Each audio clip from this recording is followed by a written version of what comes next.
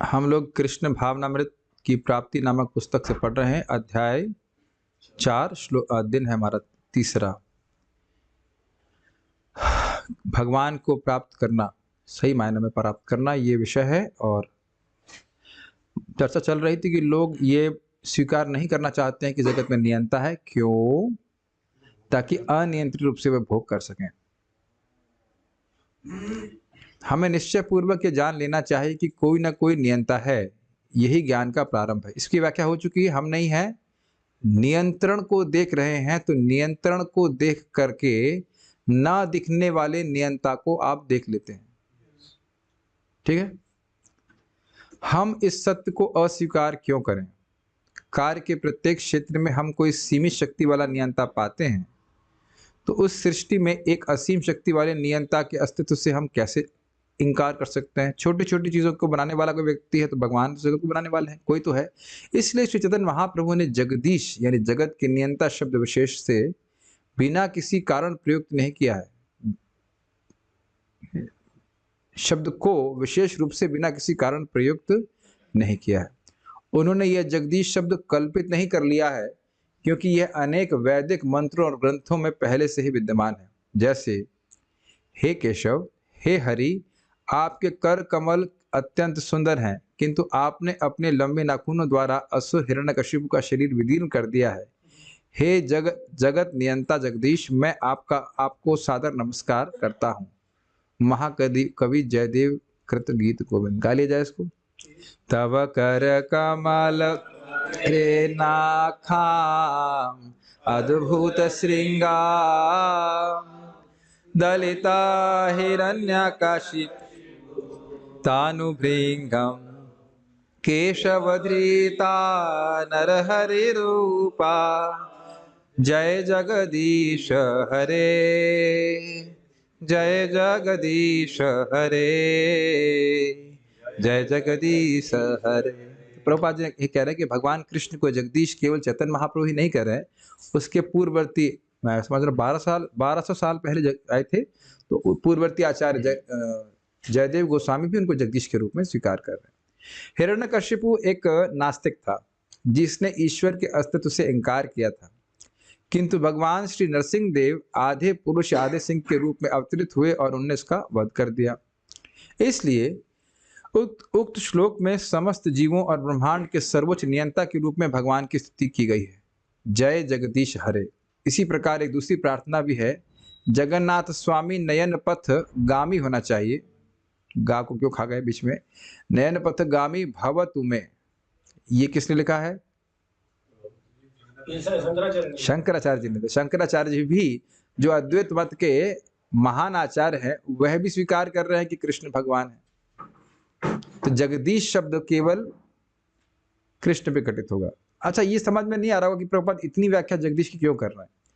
न धनम न जनम न सुंदरीम कविताम वा जगदीश कामये, मम जन्मनि जन्मनीश्वरे भवतात् भक्ति रहतु की त्वयि। तो बात ये है, ये जगदीश कौन है इसकी व्याख्या कर रहे हैं प्रभुपाद जी। समझ में आ रहा है? जगत के ईश तो हैं, लेकिन कौन है ये क्लियर नहीं समझ में आ रहा। जगदीश अगर मैं कह दूं तो कौन है? हाँ? जगदीश का अर्थ है जगत के ईश्वर, परम पिता परमात्मा परमेश्वर। अगर इन तीन शब्दों का उपयोग आप करते हैं तो यह नहीं समझ में आ रहा कि कृष्ण। तो प्रभुपाद जी का एक्सप्लेनेशन आप समझ पा रहे हैं? प्रभुपाद जी कह रहे हैं कि जगदीश का कारण क्या नियंता है, और क्यों नियंता है इसलिए व्यवस्था कर सकते हैं कि जन्म जन्मांतर मुझे उनकी भक्ति करने का, उनकी भक्ति प्राप्त हो, मैं उस अहेतु की भक्ति के पथ पर रहूं। ये लाइट ऑन कर दीजिए और वो एग्जॉस्ट बंद कर दीजिए। अहेतु की भक्ति त्वयि का अर्थ क्या है? जन्म जन्मांतर। जन्म जन्मांतर मुझे मुक्ति और भोग से कोई प्रयोजन न रहे, मैं केवल आपकी प्रेममय सेवा में लगा रहूं, हमारा आपस में प्रेममय संबंध रहे और कोई हेतु नहीं रहे। जैसे आप जानते हैं, एक उदाहरण से आप समझ लेंगे। हम खोला बेचा श्रीधर के पास रोज चैतन्य महाप्रभु जाते और क्या करते? प्रेम कलह होती। वो सबसे सस्ते में कद्दू बेचा करते थे और महाप्रभु कहते तुम्हारा तुम्हारा दाम तो बहुत ज्यादा है। तो कहते अगर तुमको दाम ज्यादा लग रहा है तो कहीं और से ले लो। फिर ऐसा करते कहते हैं ऐसा करो तुम फ्री में ही दे दो। तो इस प्रकार से रोज भगवान चैतन्य महाप्रभु 2 घंटा जाकर के समय बिताते उससे। जिनके चरणों की सेवा सहस्त्रों लक्ष्मियां बड़े संभ्रम से कर रहे हैं कि सेवा से निकाल न दें, वह भगवान इतना समय निकाल करके रोज 2 घंटा झगड़ा करने जा रहे हैं खोला बेचा सिदर से। तो आप बताइए खोला बेचा सिदर के हृदय में कितना प्रेम होगा। और जब महाप्रभु ने कहा कि तुम्हें क्या चाहिए खोला बेचा, तुमको क्या 3 अष्ट सिद्धि चाहिए, 3 लोगों का राज्य चाहिए? तो कहते हैं नहीं, मुझे आपके बस हम ये चाहते हैं वो बालक ब्राह्मण बालक मेरे पास आए और मुझे झगड़ा करे। तो अब आप समझ रहे हैं, न उन्हें भोग की इच्छा है, न मुक्ति की इच्छा है, कुछ नहीं है। ये प्रेममय संबंध हमारा बना रहे, जन्म जन्म का साथ है हमारा तुम्हारा, वही बात है उसी अर्थ में। तो फिर फिल्मी गाने बोल देते हैं, लेकिन होता था ना साथ। मैं कहूँ कि अगले जन्म में आप भी मेरे मित्र बनिएगा, नहीं अभी नहीं। बहुत बार तो कौन एक व्यक्ति बोल रहे थे, हाँ एक व्यक्ति अपनी पत्नी को बोल रहे थे तुम्हारी जैसी पत्नी तो हमको हर जन्म में मिले। तो पत्नी डिवोटी थी, वो कहते हैं नहीं और हमको जन्म नहीं लेना है, हम भगवान के पास जाना चाहते हैं, आप किसी और को सेलेक्ट कर लीजिए। तो समझ रहे हैं इस बात को। लेकिन भगवान के भक्त, और ये महाप्रभु बोले हैं, जो ब्राह्मण था ना जिसका भोग खाए थे भगवान, रात में 3 बार खाने खा लिए थे, तो बोले कि तुम जन्म जन्मांतर मेरे प्रति प्रेम को कल्टीवेट कियो।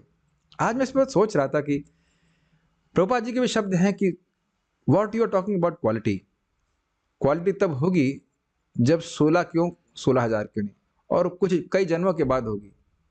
तो आप लोग शायद निराश हो जाए, क्या कई जन्मों के बाद होगी? जब होने लग जाएगी तो आप सोचेंगे कितने जन्म लगे हैं। It is something so relatable. भक्ति का सुख, भक्ति शुद्ध भक्ति इतनी सुखमय है, उसके सामने भक्ति का सुख भी नीचे पड़ जाता है। मोक्ष लघुताकृत जारी आगे त्रितुल्य चारि पुरुषार्थ। तो इससे समथिंग वेरी वैल्यूएबल, चाहे कितना ही जन्म लग जाए व्यक्ति को, उसके लिए उत्साहित रहना चाहिए।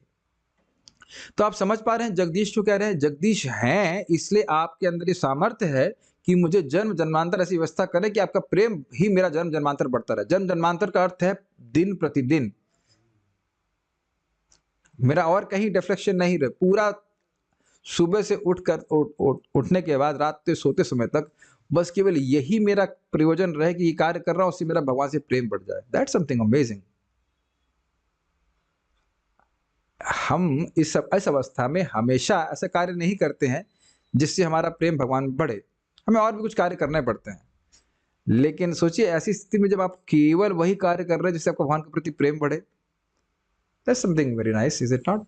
ऐसी चेतना भगवान हमको दे सकते हैं जिसमें इंद्रिय तृप्ति कोई स्थान नहीं है, केवल भगवान की सेवा का ही स्कोप।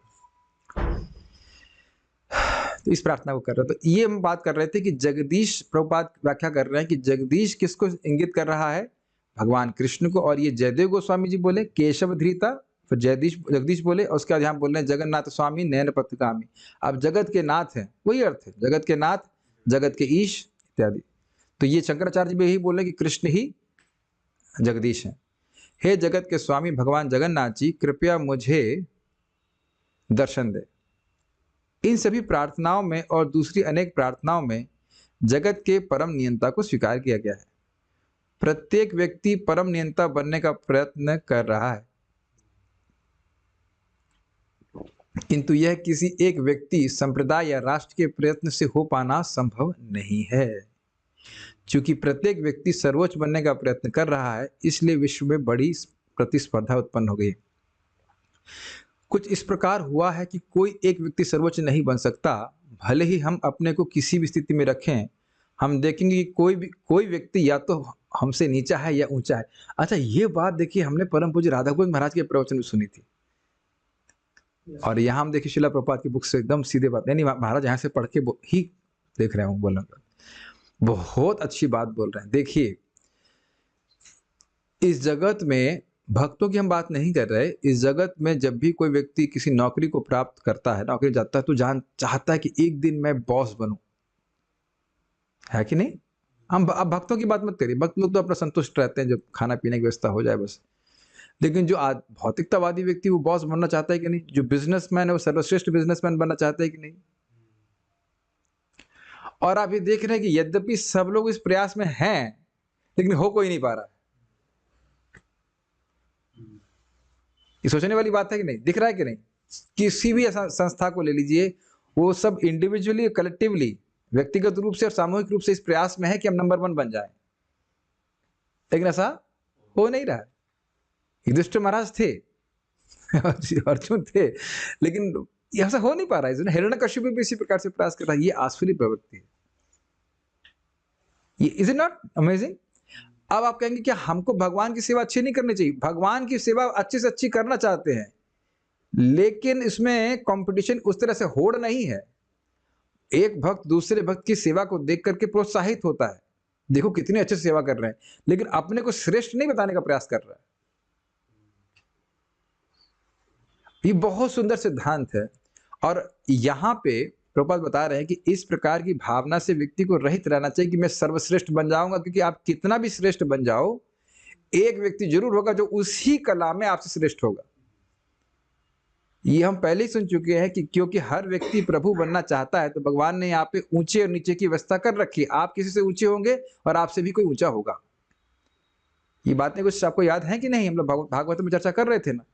तो ये सिद्धांत, ये जगत का स्वरूप है। भगवान ने जगत बनाया, पता नहीं हो तो भगवान ने बनाया, हमने नहीं बनाया, तो हमारे नियम के अनुसार नहीं चलेगा। नियम ये है कि जीव जीवस्य जीवनम, एक व्यक्ति दूसरे व्यक्ति से श्रेष्ठ है, तभी तो जीव का जीवन बन रहा है। दो पैर वाले 4 पैर वालों के भोजन बन जाते हैं, इत्यादि इत्यादि सब जानते हैं। यत्र मृत्यु परस्परम, यह भी समझ रहे हैं आप। कितना सुंदर बात है।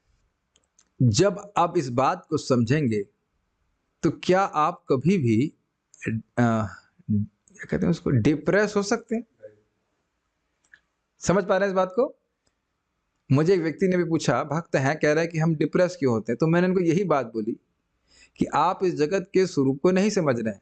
जगत का स्वरूप ये है कि कोई व्यक्ति कितना भी अच्छा हो, उससे श्रेष्ठ एक व्यक्ति मिल जाएगा, और ये भगवान की व्यवस्था है। तो उनसे भगवान ने जब व्यवस्था करी है, तो भगवान तो आपको कंपेयर करने वाले नहीं है। आप इस जगत में, आपने देखा होगा वेबसाइट होती है, कैमरा खरीदना है तो ये कैमरा वो कैमरा और कंपेयर कीजिए, ऐसा करते हैं। लेकिन कृष्ण अब ऐसा नहीं कि आप जब कर रहे हैं तो वो तो ऐसे कर रहा है, तुम तो ऐसी कर रही हो, ऐसा नहीं करते हैं। कृष्ण आपके जब को, आपके और कृष्ण के बीच संबंध है, आपका जब आपके और कृष्ण के बीच में संबंध है। हम सोचने जरूर लग जाते हैं वो इतना कर रहा है, हम इतना कर रहे हैं, ऐसा भगवान नहीं देखते हैं। जिसका जितना सामर्थ्य है उसके अनुसार देखते हैं। Does that make sense?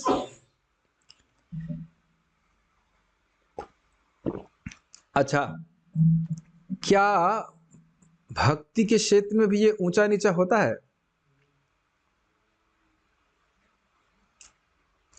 Krishna हलादनी माता जी कह रही नहीं। कितने लोग जूम पे समर्थन करेंगे कि भक्ति के क्षेत्र में भी ऊंचा नीचा होता है? Can raise your hands. It's a very simple answer. बहुत सिंपल आंसर है, नहीं होता है, नहीं होता है। लेकिन भाई आप देखो ना, कनिष्ठ, मध्यम और उत्तम सुना नहीं आपने? लेकिन भक्तों के समाज में द्वेष नहीं होता है। देखिए, बहुत अच्छी बात है, समझने का प्रयास कीजिए। सच्चे भक्तों के समाज में सामान्य जो लोग होते हैं, आप देखिए इसमें क्या होता है। जब कोई श्रेष्ठ होता है तो उससे हम क्या करते हैं? द्वेष करते हैं। साथ वाला होता है, समान स्तर का होता है, तब क्या करते हैं? ईर्ष्या नहीं करते, आत्मश्लाघा, अपनी प्रशंसा करते हैं। ठीक है? और अपने से कोई नीचा होता है उसकी क्या करते हैं? साइड में, जरा किनारे बैठो, वो अपना स्थान दे, अपना स्थान देखिए, देखना उधर बैठना, किधर करते हैं कि नहीं?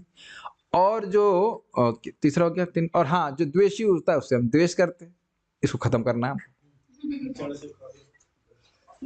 ये है, होता ही है। अब भक्तों के समाज में आप देख लीजिए, यानी कि रियल भक्तों के समाज, मध्यम अधिकारी की बात करें तो जो श्रेष्ठ वैष्णव है या भगवान है, उनसे प्रेम करते हैं, उनकी सेवा करने का प्रयास करते हैं, उनको उनका संग प्राप्त करके सुखी होता है। और जो अपने साथ वाले हैं उनसे मैत्री करते हैं। तो जो मैत्री कर रहे हैं तो द्वेष का स्थान कहाँ है? और जो अपने से नीचे हैं या कम भक्ति में जानकारी वाले हैं, उनसे आप उनको कृपा करते हैं, समझाते हैं, भक्ति में मदद करते हैं, और जो द्वेषी हैं उनसे द्वेष नहीं करते, उनको अवॉइड करते हैं। तो आप देख रहे हैं कि यदि इंग्लिश में कहूँगा, even if the disparity is there is no envy. यद्यपि ऊंची नीच है चेतना की, भाई हर व्यक्ति एक चेतना के स्तर पे नहीं है, लेकिन सच्चे भक्तों के समाज में, मैं सच्चा शब्द इसलिए बोल रहा हूँ कि जो भक्त अब सच्चे नहीं है, ठीक नहीं है, वह द्वेष कर सकते हैं, लेकिन सच्चा भक्त जो है वो इस प्रकार से कभी नहीं करेगा। अब सोचिए, दो समाज है ना, एक भौतिक समाज, एक आध्यात्मिक समाज, और आध्यात्मिक समाज में अगर हर भक्त इस प्रकार का है तो वो कितना आकर्षक समाज हो जाएगा। मेरी बहुत ही गंभीर बात है, क्योंकि भौतिक समाज में जहां कहीं भी आप जा रहे हैं यही लविंग एक्सचेंज मिल रहे हैं। श्रेष्ठ है कोई व्यक्ति, आप या आपसे कोई नीचे व्यक्ति, वो आपसे द्वेष कर रहा है, आप ऊपर वाले से द्वेष कर रहे हो, इज इट नॉट? और बाकी सारी चीजें वैसे हो रही हैं, you feel dried up, is it not? कहीं कोई प्रेम नहीं, केवल द्वेष ही द्वेष। मैं भी द्वेष कर रहा हूं और मुझसे भी लोग द्वेषी कर रहे हैं। How you feel, how will have any fulfilment of heart? कैसे हृदय को संतुष्ट कर सकते हैं? ये बहुत अमेजिंग है। तो अगर भक्तों के संग में व्यक्ति को इस प्रकार से हो कि हमको हमारा उत्थान करना चाहते हैं, जो हमसे श्रेष्ठ भक्त हैं, वो ये नहीं चाहते कि हम नीचे दबे पड़े हैं, वो चाहते हैं कि हम भी उठें, कितना प्रोत्साहन व्यक्ति को मिलेगा। मुझे आज भी याद है, परम पूज्य वृंदावन चंद महाराज बोले फिलॉसफी तो आप समझ रहे हैं, लेकिन संस्कृत जान लेते तो। आप देख रहे हैं महाराज का आशीर्वाद है ना, मुख से निकल रहा है, कम से कम 2 या 3 बार बोले। तो ऐसा नहीं महाराज सोच रहे हैं कि मैं, वो जान रहे हैं भागवत को, समझ रहे हैं, तो मैं ना समझ पाऊं। It's amazing quality, is it not? एक सिंपल सा शब्द है ना भाई, मतलब ही इज रिलिशिंग भागवतम, और भागवत के अर्थ को समझ रहे हैं। और उनकी, वो देख रहे थे कि मेरे थोड़ा फिलॉसफी में रुचि है, तो कहते फिलॉसफी समझ रहे हैं आप, लेकिन संस्कृत जान लेते तो वो नहीं चाह रहे कि मैं उसी स्तर पर रहूं, इज इट नॉट? और कई बार महाराज बोले कि आचार्यों ने छोटी सी शब्दों में बहुत बड़ी बड़ी बात करी, और ये आप रोज देख रहे हैं। एक लाइन लिख देते हैं, मार्गम पदवी चातुर्य परिपाटी, बस इतना लिख दिया, और देखिए उसमें कितना विस्तार है कि नहीं? इसीलिए भक्त समाज में आकर भक्ति करने का बड़ा प्रभाव है, क्योंकि जो हमसे श्रेष्ठ भक्त हैं वो हमारी न्यूनता को भी देखते हैं, न्यूनता समझ रहे हैं, तो उनके हृदय में अच्छा आती है, इस व्यक्ति के हृदय में न्यूनता ना रहे। भगवान से प्रार्थना अपने आप होती, तो आशीर्वाद अपने आप मिलता है। सेवा करने का बड़ा प्रभाव होता है, पता है? जो निष्ठा से सेवा करता है तो आशीर्वाद अपने आप फ्लो होता है। वो देख लेते हैं कि क्या न्यूनता है, भगवान से प्रार्थना, उनका आशीर्वाद, उनकी इच्छा वहीं से हो जाती है। This is very subtle, very very nice, very very nice. तो यद्यपि यहां भी ऊंचा नीचा चल रहा है भक्ति में, लेकिन कोई कठिनाई नहीं है, कोई द्वेष नहीं है। एक उदाहरण से आप समझ सकते हैं कि रामचंद्र खान ने देखा कि हरिदास ठाकुर जी अत्यंत मतलब प्रभावशाली हो रहे, तो द्वेष करने लग गया। देखो अधोगति को प्राप्त हुआ। और वही हरिदास ठाकुर जी की शरण में लखा हीरा आई, और देखिए उसने अपनी गलती स्वीकार कर ली, तो देखिए लक्का हीरा कहां पहुंच गई, परम वैष्णवी बन गई। और आप देखिए जगाई मदाई, उनको देख करके भक्त लोग पता है क्या बोल रहे हैं? नित्यानंद प्रभु जब पहले दिन जाते हैं, फिर दोबारा जाते हैं, तो क्या, जब पहले दिन जाते हैं तो माधाई जगाई मदाई को दौड़ा के भगा देते हैं। जब नित्यानंद प्रभु लौट के आते हैं तो बातचीत चल रही थी, क्या हो रहा है, क्या क्यों गए थे? तो कह रहे थे, अद्वैताचार्य जी कहते हैं कि क्योंकि निताई आपने संकल्प कर लिया है, इसलिए हम बहुत जल्दी देखेंगे कि ये दोनों खराब व्यक्ति हमारे संग कीर्तन कर रहे होंगे। आप समझ रहे हैं बात? अगर आप भक्ति कर रहे हो और भक्ति बढ़ रही है, तो स्वाभाविक दूसरों के उत्थान के बारे में सोचेंगे। हृदय में not रहेगा कि ये लोग दबे रहे, नीचे रहे, इनको ना पता चले, ये लोग ऐसे मतलब जगत में रहे, ऐसा नहीं होता है। A true devotee never thinks like that. एक भक्त तो बोले, कल आपने कहा कि अगर आप वैकुंठ चले गए तो आप हमारी सिफारिश कर देंगे। तो क्या ऐसा हो सकता है कि कोई भक्त वैकुंठ चला जाए और उस प्रकार से सिफारिश से काम बन जाए? हाँ जी, हाँ जी। प्रहलाद महाराज की केवल इच्छा मात्र से पूरे ब्रह्मांड के जीवों को बिना भजन के भगवान वैकुंठ की प्राप्ति कराती। आप केवल एक की बात कर रहे हैं।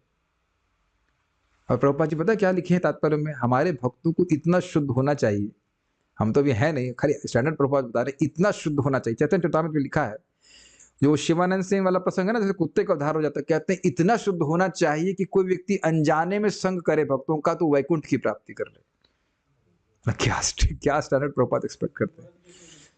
ध्रुव महाराज में तो माँ ने हेल्प किया था, शिवानंद सिंह के संग कुत्ता हो लिया तो भगवान की प्राप्ति कर ली। हाँ, क्लास आते रहो।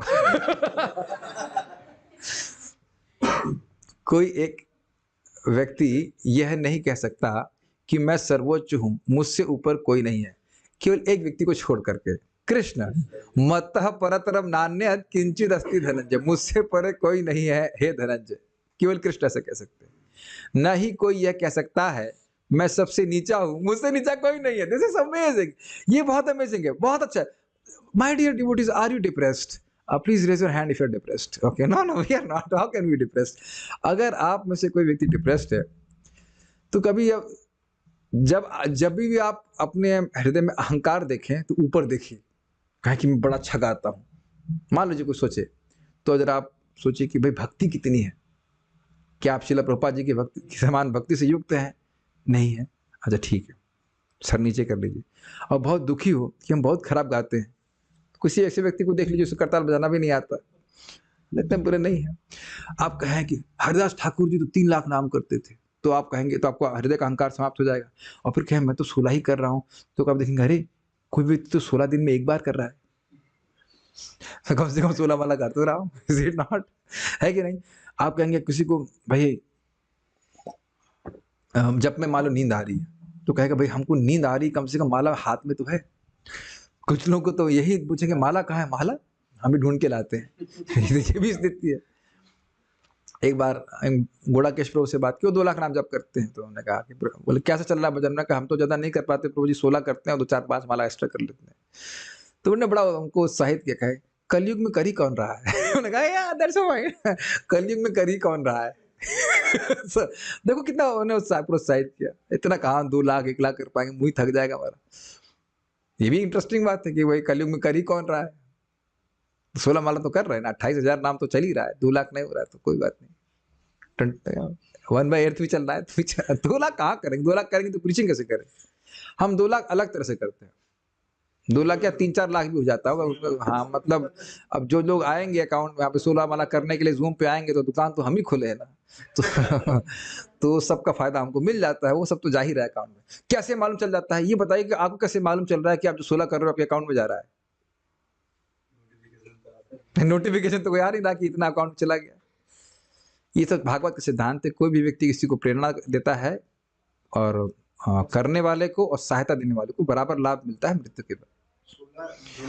अरे भाई जो मांस काटने वाले को ऐसा होता है ना, जो मांस काट रहा है, जो खरीद रहा है, जो खा रहा है, जो पका रहा है, उन सबको बराबर पाप लगता है, पाप कम छीण नहीं होता है। तो भगवान के एक नाम की महिमा कितनी है, अनंत है।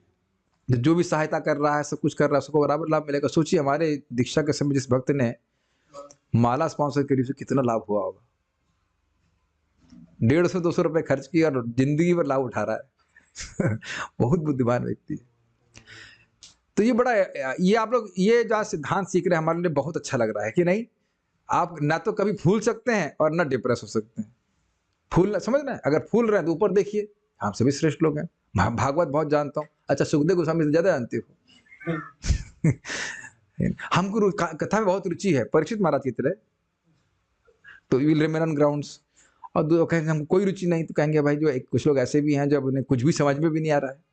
कुछ लोग कहते हैं हमको याद नहीं रहता है, कोई बात नहीं, लेकिन समझ में तो आ रहा है। वह भी तो उसमें ऐसे लोग हैं जिन्हें समझ में भी नहीं आ रहा है कि क्या वो, इनको ये भी समझ में नहीं आ रहा है कि क्या समझ में नहीं आ रहा है। तो वहां से तो हम प्रगति कर गए ना ऊपर। पर मुझे हमारा मन बिल्कुल नहीं लगता है जप में, ये झूठ बात है। हरे कृष्णा, क्या बोला मैंने? कैसे सुन लिया आपने? सुना आपने क्योंकि मन लगा। तो कभी कभी लोग कहते हैं हमारा मन बिल्कुल नहीं लगता, ऐसा हो ही नहीं सकता है। सब लोग कहीं ना कहीं, हरिदास ठाकुर जी का मन 100% लगता है, प्रभुपाद जी का मन 100% लगता है, हम लोग का 0 नहीं है। एक बार आप लोग हरे कृष्ण मंत्र बिल्कुल इनअटेंटिवली करके बताइए, वैसे बोलिएगा हरे कृष्णा कृष्णा कृष्णा हरे हरे, हरे राम राम राम हरे। एक भी महामंत्र सुनना नहीं है आपको, एक भी नाम नहीं सुनना है आपको। यस, ऐसा भी नहीं हो सकता। तो वही भूरिजन प्रभु कहते हैं कि पूरे माला में आपने एक बार भी हरे सुन लिया तो आपका उद्धार हो गया। एक नाम में अनंत शक्ति है। तो हम तो बड़े उत्साहित रहते हैं और प्रभु जी बोलते भी हैं, मान लो आपने 15 माला भी टाइम पास कर दिया पूरा, हरे राम राम ऐसे करके, फिर भी आप 16वें माला में जग करके जप कर सकते हैं, हरे कृष्ण कृष्ण कृष्ण हरे हरे, हरे राम राम राम हरे हरे। अरे बहुत, आप लोग पता नहीं कैसे हैं, इसमें क्या सोचते हैं, हम तो ये टेक्निक हमेशा अप्लाई करते हैं। 15वां माला मान लो गड़बड़ भी हुई, कोई भी 16 माला तो अच्छे से कर सकते हैं ना, हरे कृष्णा। अब मुक्ति का मौका आ गया है, माला से मुक्त होने का समय ला रहा, तो खुश हो जाना चाहिए। ये बहुत, मुझे तो आगे जाने का कुछ मन नहीं कर रहा है, बस कोई चिंता की जरूरत नहीं, हम सब परिवार के सदस्य हैं, सब आगे बढ़ रहे हैं, भक्त समाज की बात कर रहे हैं, ऊंचा नीचे के चक्कर में ना पड़े, सर्वश्रेष्ठ केवल कृष्ण है।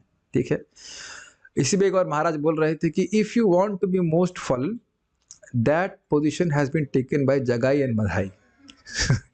यदि आप सबसे अधिक पतित होना चाहते हैं तो उसके लिए भी आपको स्थान नहीं मिलेगा, जगाई मधाई से अधिक आप पाप नहीं कर सकते, तो कहीं बीच में है, तो आप अगर उनका उद्धार हो गया तो हमारा चांस है कि नहीं। तब देख रहे हैं कि प्रेरणा वाली बात हो जाती है, क्योंकि अभी कल मुझे दो लोग बोल चुके हैं, प्रभु जी बहुत लस्ट सता रहा है, तो अब जगाई मदाई से अधिक है। लखा हीरा तो प्रोस्टिट्यूट ही थी, बताइए, जब उसका उद्धार हो गया तो आप कहीं इक्वेशन में है ना। अजामिल तो नहीं हो ना भाई, अजामिल वो अपी, माला तो उठा के जप नहीं कर रहा था, नहा के जप नहीं कर रहा, तो कहीं ना कहीं आपका स्थान है ना पार हो जाने का। एक्चुअली हम लोग इतने बुद्धू हैं, हम लोग सोचते हैं कि रूम साफ करेंगे और धूल नहीं उड़ेगी। बेवकूफ़ी है कि नहीं। दही में मट्ठा क्या, नहीं दही नहीं, सॉरी घी बनाते हैं ना, घी बनाया आप लोगों ने, मक्खन डाल रहे हैं, घी मक्खन से निकालते ना, तो घी जब निकलता है तो पहले कचरा ऊपर उठता है, सब जानते हैं, फिर भी लोग बुद्धू की तरह समझते नहीं। वो क्या है कि प्रवचन में नहीं आते। मैं पढ़ता हूँ पुस्तक, भाई तू पढ़ के समझ कितना रहा है। आप ये पुस्तक पढ़ चुके होंगे, सब समझ लेंगे, इसीलिए मैं बोला करता हूँ कि आइए समझिए, वो उसका क्या एप्लीकेशन है, समझ में आएगा। ऐसा भी हो सकता है जैसे जो युग है, कलयुग है, और जो पहले कुछ सुनाई नहीं दे रहा है, माइक पे बोलिए। हमें को सुनाई नहीं पड़ रहा तो अन्य भक्तों क्या सुनाई पड़ेगा। आप अभी आपको लग रहा है रूम साफ है, माता जी लोग आज आप सेवा कीजिए, आज इस रूम की महा क्लीनिंग कर दीजिए। और मुझे कह रहे क्या, कौन? अच्छा, तो अब देखेंगे इतना कचरा निकलेगा। अभी मैंने ये देखो, ये हटाया ना, मिक्सर उठाया, देखो नीचे है ना कितना मट्टी लगी हुई थी, अभी लगी हुई है कि नहीं। ऐसा लग रहा है बहुत साफ है, सब कुछ एकदम क्लीन है, और जब भी आप रूम की सफाई करेंगे देखेंगे कचरा निकलेगा। तो ये अच्छा है ना कि भगवान कचरा बाहर निकाल रहे हैं, बट समझना चाहिए जैसे हम लोग कॉन्स्टिपेशन की दवा खुद ही लेते हैं और उसके बाद क्या होता है आप जानते हैं, समझ रहे ना। तो दिखाई नहीं पड़ेगा आपको मल बाहर निकलता हुआ, तो खुश होंगे ना। तो जब नाम जप करेंगे तो हृदय का कचरा बाहर जाएगा। You don't have to identify with that. ये मजाक की बात लग रही, लेकिन हमारे गुरु महाराज इस बात को बोले कि भाई देखो, जब समुद्र का मंथन चल रहा था तो कचरा बाहर निकला, कचरा नहीं जहर बाहर निकला, हलाहल, वो निकले बिना अमृत प्राप्त नहीं हो सकता है। ठीक है, तो इस विज्ञान को समझे। नाम जप करने से ही आप देखेंगे लस्ट इत्यादि बाहर आता है। और क्या हमेशा लस्टी रहते हो? तो मैं सब खाली बोल रहा था, मैं उनको समझाया इस प्रकार से, तो वो थोड़ा समझे इस बात। हमेशा सहायता करनी चाहिए भक्तों को दूसरे की। हाँ, कुछ पूछ रहे थे आप? जैसे कि और इतने नीचे नहीं हो सकते कि जगाई मदाई से नीचे, तो उसने भक्ति करते रहो। बोलिए। जैसे कलयुग या त्रेता युग में कहते हैं, से अजामिल का आपने एग्जांपल दिया तो उसका उद्धार हो गया, तो ऐसा भी अजामिल कब था? सॉरी क्या कहते हैं, अजामिल कौन से युग में था? ये कुछ बताया नहीं गया है, ये कहीं है ही नहीं, शास्त्र में कहीं वर्णन नहीं है कि अजामिल सतयुग में था। ऐसा कोई वर्णन आप पूरे उसमें प्रसंग में कहीं नहीं पढ़ेंगे। और ये बात हम फिर से बोल रहे हैं, भक्ति संदर्भ में जीव गोस्वामी स्पष्ट बोल रहे हैं, नाम की शक्ति काल पर निर्भर नहीं करती। मुझे पता है आपके मन में क्या कंफ्यूजन चल रहा है। कंफ्यूजन ये चल रहा है कि अब अन्य साधन कर नहीं सकते ना, इसलिए कलयुग में हरि नाम शक्तिशाली है। हो सकता है आपके मन में हो, ये बात मैं बोल दे रहा हूँ। जीव गोस्वामी इसको एड्रेस करते हैं ना जी ना, अन्य युगों में लोग श्रद्धा नहीं रखते नाम के ऊपर, इसलिए हरि नाम से हो जाएगा। अरे ध्यान कौन करेगा फिर? यज्ञ नहीं करेंगे तो कैसे हम सिद्धि होगी, इत्यादि इत्यादि। तो पूरी श्रद्धा रखते नहीं इसलिए, नहीं तो तत्रार्पिता नियमिता स्मरणे न काला का अर्थ है क्या है? भगवान का नाम उच्चारण करने का कोई नाम और काल नहीं है। तो काल नहीं का मतलब क्या? न सत्युग की अपेक्षा है, न त्रेता की अपेक्षा, न द्वापर की, ना कलयुग की। नाम हमेशा शक्तिशाली है, ये सर्वोपरि साधन है। मैं ये कहना चाह रहा था प्रभु जी, मैं कुछ मतलब सोच के बोल रहा था। हाँ बोलिए आप। मैं कुछ कहना चाह रहा था कि ऐसे ही कहते हैं उस युग जो पहले के युग है हाँ उसमें भक्ति करनी आसान होती थी और एक कहते भगवान के पास जाना आसान होता था, कि कलयुग में भी सेम प्रोसेस है। देखिए, भक्ति करना आसान हो सकता था, ये बात मानी जा सकती है, लेकिन एक्चुअली हाँ, लेकिन भगवान के धाम जाना अभी आसान है। अच्छा, दोनों में अगर देखा तो अब जैसे एक उदाहरण से समझ लीजिए, बहुत सुंदर उदाहरण सुदामा प्रभु ने दिया था। आप तो शायद जानते हो, चौपाटी के डिवोटी कहते हैं, भाई देखो, आप वानखड़े स्टेडियम में, वानखड़े क्रिकेट का बहुत बड़ा स्टेडियम है, अब वहां छक्का मारना कितना मुश्किल है ना। तेंदुलकर के लिए भी, तेंदुलकर के लिए मुश्किल नहीं है, लेकिन हम तेंदुलकर नहीं है। तो उन लोग का बड़ा सामर्थ्य होता था सत्युग में, लोग बड़े ध्यान कर लेते तो अच्छे से कर लेते थे, कोई दिक्कत नहीं है। लेकिन आपने कभी देखा है जितने बड़े हॉल में हम बैठे हैं उसमें भी क्रिकेट खेले, कभी खेले यहाँ पर? कभी नहीं खेले आप? उसमें क्या होता है भाई, यहाँ बच्चा वो लुल्ली पुल्ली बॉल फेंक रहा है और उस पे आप प्लास्टिक के बैट से हिट कर दीजिए और वो सामने बॉल टच करके हाँ छक्का मार देते हो। इधर वाले में चौवा नियम में हम खुद ही बना लेते हैं कि नहीं। तो कलयुग में कुछ नहीं है। कली दोष निधे राजन अस्ति एक महान गुणा कीर्तनाद एव कृष्णस्य मुक्त संग परम चेत।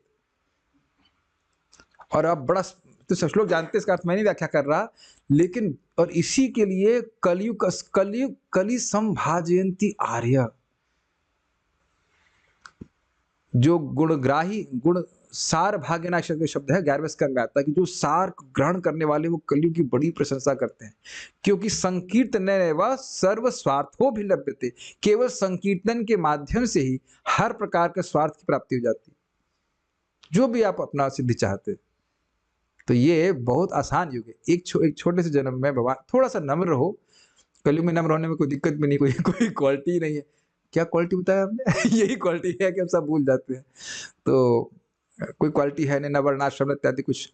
और फिर आप हमारे संग गाइए, जयति जयति नामानंद रूपम मुरारे विरमित निज धर्मा ध्यान पूजा दियत्नम कथमपि सकृदातम मुक्तिदम प्राणिनाम यत् परममृतमेकम जीवनम भूषणम में।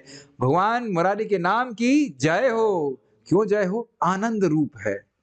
विरमित निज धर्म ध्यान पूजा यत्नम, उसने सारे यत्नों को विराम दे दिया। कौन सी यत्न? वर्णाश्रम धर्म नहीं हो सकता, नहीं, बहुत कठिन है भाई, हम नहीं हो सकता।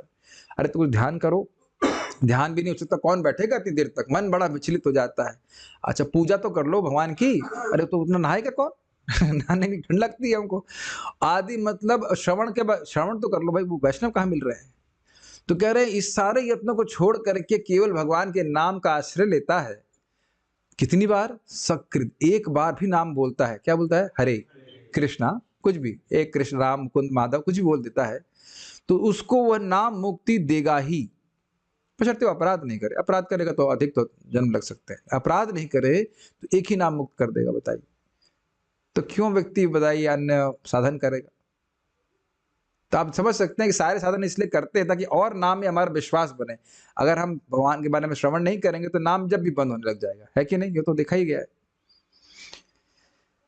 तो इसलिए ऐसा नहीं सोचना चाहिए कि वो लोग अधिक जल्दी पहुंचते थे। कोई जल्दी पहुंचा है? 50 साल में कौन पहुंचा है? बहुत लंबे समय तक जीते थे वो लोग। तो छोटा सा जीवन हमारा कलयुग का है, जिसमें 4 नियम पालन करना हमको भारी लग रहा है, वही पालन कर लेते हैं और 16 माला का जप कर लेते हैं तो पार हो जाएंगे। ठीक है, जब पार हो जाएंगे तब आप वंडर करेंगे, ये तो सही बोल रहे थे। यही तो प्रभुपाद जी से पूछा गया, प्रभुपाद बड़ा आसान लगता है 16 माला का जप और 4 नियमों का पालन, और हम इसी जन्म में चले जाएंगे। तो प्रभुपाद क्या बोले इसको? Do you think I have come to cheat you? तो करके तो देखिए एक बार। देखिए ये महाप्रभु का शब्द है, मैं कई बार रिपीट कर चुका हूं, प्रैक्टिस इट। कोई व्यक्ति एक बार भी चाउमीन बोलता है नहीं, मैं इस लोगों को जगा रहा था, शायद चाउमीन बोलने से जग जाए। कृष्ण बोलता है या राम बोलता है, हरि बोलता है और दूसरों की निंदा नहीं करता। Oh no, this is my most favourite thing. इसके बिना तो हम कैसे जी सकेंगे? This is our digestive aid. But somehow अगर हम ये ना करें बहू सास की निंदा ना करे, सास बहू की नहीं करे, जो हमारी निंदा करता है उसकी भी निंदा हम ना करें। Just keep cool, keep chill. तो महाप्रभु कह रहे हैं उसका उद्धार मैं स्वयं करूंगा। ये सबसे सुंदर फॉर्मूला है भक्ति में प्रगति करने का। जस्ट कीप चिल एंड ये चिल समझ रहे हैं?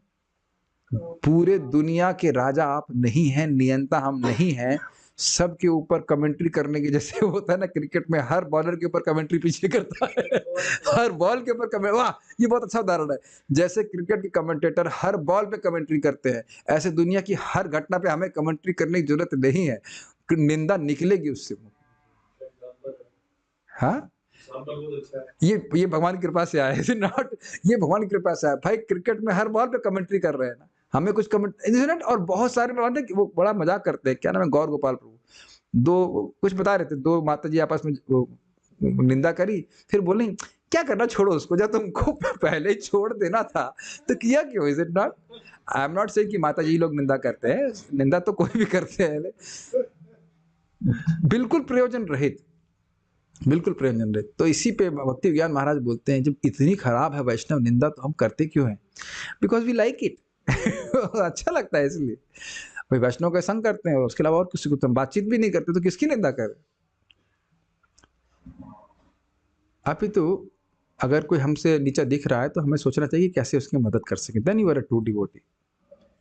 जब हम सोचते हैं कि हम सबसे नीचे हैं, हम तुरंत पाते हैं कि कोई हमसे भी नीचा है। Then you feel encouraged and not only encouraged, if you start thinking how can I help him, तब आप देखिए कितनी प्रगति आप करेंगे। अगर आप दूसरों की समस्या को हेल्प करने के लिए सोचते हैं तो कृष्ण आपका उद्धार पहले करेंगे। ये अब मैं अपने मन से नहीं बोल रहा हूँ। सनातन गोस्वामी जब उसको बोले थे ना मुसलमान को कि मुझे छोड़ दो, तो वहां पे बड़ा स्पष्ट प्रपात कहते हैं कि एक श्लोक आता है उसमें आगे जाकर के, ताते वहां पे भी आता है कि जब कोई व्यक्ति दूसरों की मदद करता है भगवान के पास जाने में तो उसका खुद का उद्धार होता है। एक और ये शब्द है, ताते कृष्ण भजे करे गुरुर सेवन, माया जाले छूटे पाए कृष्ण चरण। तो प्रभुपाद जो स्पष्ट लिखते हैं तात्पर्य में कि जब कोई व्यक्ति भगवान गुरु की शरण में आता है, कृष्ण की सेवा, गुरु की सेवा करता है और अन्य जीवों को भी भगवान की सेवा में लगाता है, ये गुरु की सेवा है, तो उसको वह कृष्ण के चरणों की प्राप्ति करता है। तो आप स्वयं भजन कर रहे हैं और दूसरों की हेल्प कर रहे हैं तो आपका भजन डाउन नहीं हो रहा है, ये आपका भजन है। Does that make sense? मैं फिर से रिपीट कर रहा हूं, आप स्वयं भक्ति कर रहे हैं, ये नहीं कि अपना जप छोड़ दीजिए, स्वयं भक्ति कर रहे हैं और दूसरों की मदद कर रहे हैं, तो आपका भजन डाउन नहीं हो रहा है, ये आपका भजन है, ये आपकी सेवा है भगवान के प्रति। जैसे मुझे समझ में आ रहा है तो मैं आप लोगों की मदद करने का प्रयास कर रहा हूं कि आप समझें। तो ऐसा नहीं है कि मेरी पर्सनल रीडिंग डाउन हो रही है, मेरा भजन एनहांस हो रहा है, ये एनहांस नहीं हो रहा, यही भजन है। भजन मतलब सेवा, भज धातु सेवा के अर्थ में आती है। और जब हम सोचते हैं कि हम सबसे ऊंचे हैं, हमें तुरंत पता चलता है कि हमसे भी ऊंचा कोई है। यही हमारी स्थिति, यह हमारी स्थिति, किंतु श्री भगवान की स्थिति ऐसी नहीं है। श्रीमद् भगवद गीता में भगवान ने अपनी सर्वश्रेष्ठता स्वयं इस प्रकार व्यक्त की, मत्तः परतरम नान्यात् किंचिदस्ति धनंजया मयि सर्वमिदं प्रोतम सूत्रे मणिगणा इव। हे धनंजय, अर्जुन, अन्य कोई भी सत्य मुझसे श्रेष्ठ नहीं है, सूत्र में गुथी हुई मणियों की भांति ये सब कुछ मुझ पर आश्रित है।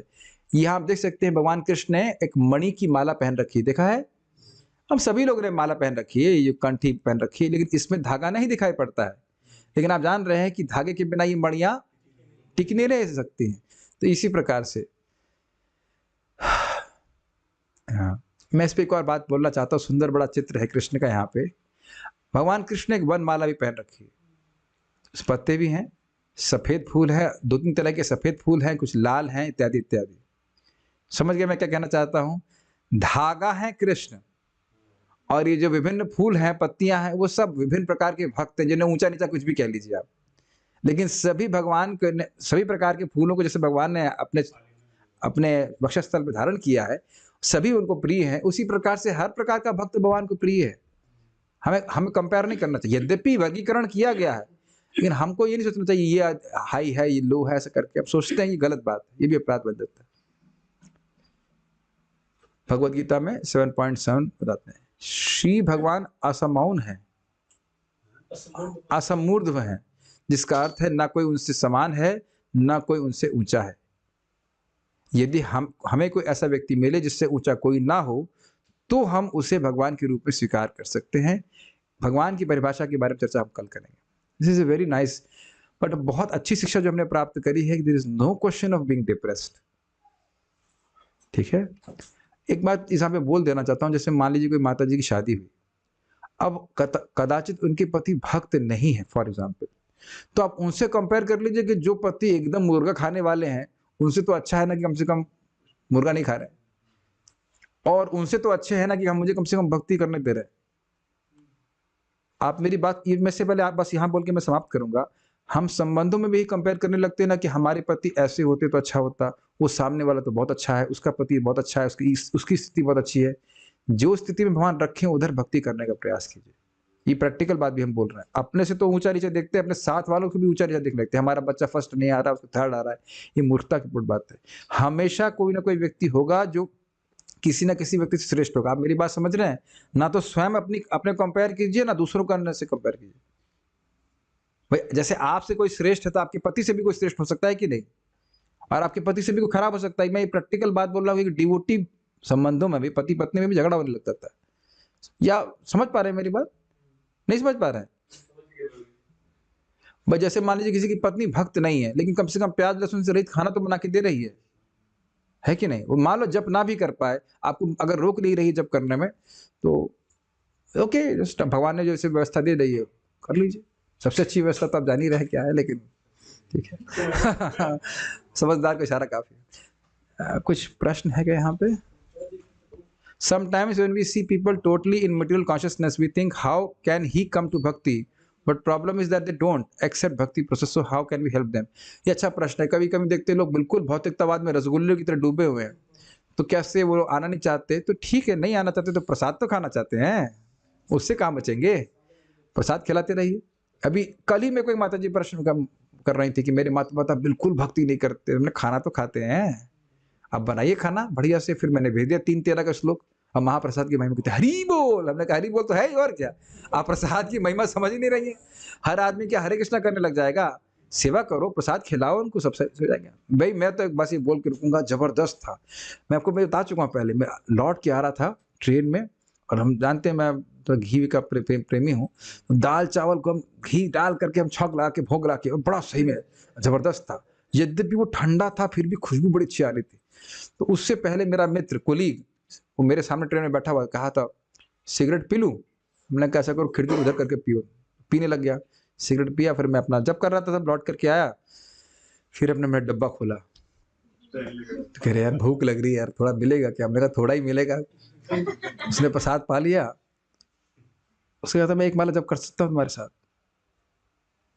मैं तो शक्ल देख रहा था, मैंने कहा मना तो नहीं किया करो। अब वो उसका जन्म जन्मांतर का क्रेडिट बन गया है, जन्म जन्मांतर का क्रेडिट बन गया। उसने जीवन में एक बार भी एक महामंत्र किया है, सोचिए 16 बार, 16 तो नहीं, एक माला किया है और प्रसाद खाया है। अब बाद में बोला तुम सोच रहे हो ना कि तुमने मुझे हरा दिया। मैं तो कुछ नहीं। और आप आश्चर्य करेंगे, हम 3-4 लोग मित्र खड़े थे। मेरी आदत थी कि मैं रबड़ी बनाता था नौकरी करते समय, और रबड़ी दे करके उनको एक चम्मच दिया करता, एक चम्मच।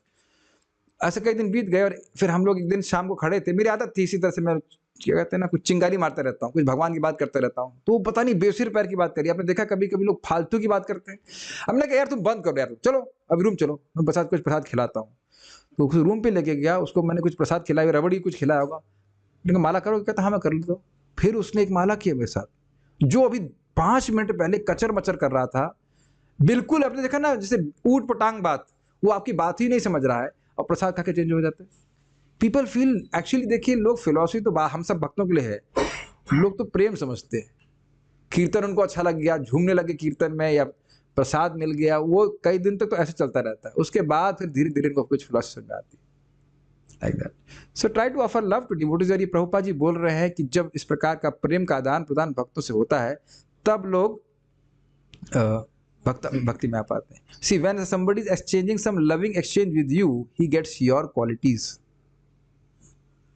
तो आप उनसे हाथ से खाना मत लीजिए, आप प्रसाद दे रहे हैं, you're offering your love to me, is it not? Yes. ये भी नहीं समझ में आता है किसी को। आप वो सोचेगा भी नहीं यार, इसका हमारा हमसे कोई संबंध नहीं है, हमें क्यों रबड़ी खिला रहा है। बल्कि एक मेरा वहां का कोलीग था, कहा मैं नहीं खाऊंगा इसको। मैं क्यों नहीं खाओगे? हमारे चाचा ने मना किया, ये इस्कॉन वाले कुछ मिला देते हैं इसमें। दिमाग घूम जाता है उसको। वो अलग तरह से प्रसाद की महिमा का वर्णन कर रहा था, ये उसने नहीं खाया। हिंदू था, वो नहीं खाया। कहावत क्या नहीं पड़ी है, लेकिन उसके चाचा जी ने कुछ भी उसको बोल दिया। इसका मतलब उनको विश्वास है कि नहीं ये प्रसाद है, कुछ तो विशेष है इसमें, ऐसे करके। तो भक्तों को प्रसाद खिलाना चाहिए। देखिए अपने बच्चों के अलावा भी अपने से मान लीजिए देवरानी है या जो लोग भी घर में कभी आते हैं, उनको प्रसाद खिलाइए तो जरूर। आज आप नहीं देख रहे, आगे जाके कुछ सुकृति बनेगी तो वह करेंगे। एक बात आपका मैं प्रश्न का उत्तर देना चाह रहा था। प्रभु जी रामकृष्ण प्रभु बोल रहे थे कि दुख प्राप्त होने पे भी लोग भगवान के पास नहीं आते। ये आपने बिल्कुल सही कहा। आज ही मैं महाराज सुन रहा था एकदम। आज आप वो सुनिएगा भीष्म गीता जयंती में महाराज बहुत अच्छा बोल रहे हैं। विपद संतु शाश्वत में बोल रहे थे कि देखो विपदा में तो व्यक्ति पड़ा ही हुआ है। कौन व्यक्ति है, चाहे अभक्त हो चाहे भक्त हो, विपदा तो आती ही रहती है। लेकिन भक्त कुछ उसका सुकृत कुछ रहेगा, तब वह विपदा में आएगा तो भगवान के पास जाएगा। तो आप भाई भक्त नहीं बना सकते, प्रसाद तो खिला के सुकृत दे सकते हैं ना। इस जन्म में नहीं आएगा तो अगले जन्म में आएगा। अगला जन्म कौन सा बहुत दूर है। अगला जन्म कौन सा बहुत दूर है। मैं बस लास्ट बोलूंगा, याद है ना वो यादव प्रकाश को बोले था भूत, रामानुजाचार्य जी के वो तथाकथित गुरु थे, क्या है वो भूत को भगाने आए और भूत उनको चाटा मार के बोला कि तुम क्या मुझे भगाओगे, पिछले जन्म में तुम गिरगिटान थे और एक वैष्णव ने भगवान विष्णु को भोग लगाया और प्रसाद ग्रहण करके तुम उनका उच्चिष्ट खा लिए, तो उस पुण्य के बल पर तुम इस जन्म में ब्राह्मण बने और शास्त्रों के ज्ञाता बने। तब आप बताइए कि आप इस जन्म में प्रसाद पाएंगे या दूसरों को देंगे तो कितना बड़ा लाभ होगा। भजन वर्ड तत्व मीन्स सेवा। तत्व भजन का मतलब भज धातु से आता है, मतलब सेवा। भज का मतलब होता है सेवा। Okay, so Hladini Mataji from Russia, offer some bhoga to Krishna, some fruit, something, and offer and give it to the Kharoshi Pridanais, the nice devotees. Russia में Kharoshi Pridanai बोलते हैं। Okay, okay. Spasibo, Hare Krishna. Stop here. Srila Prabhupada की जय।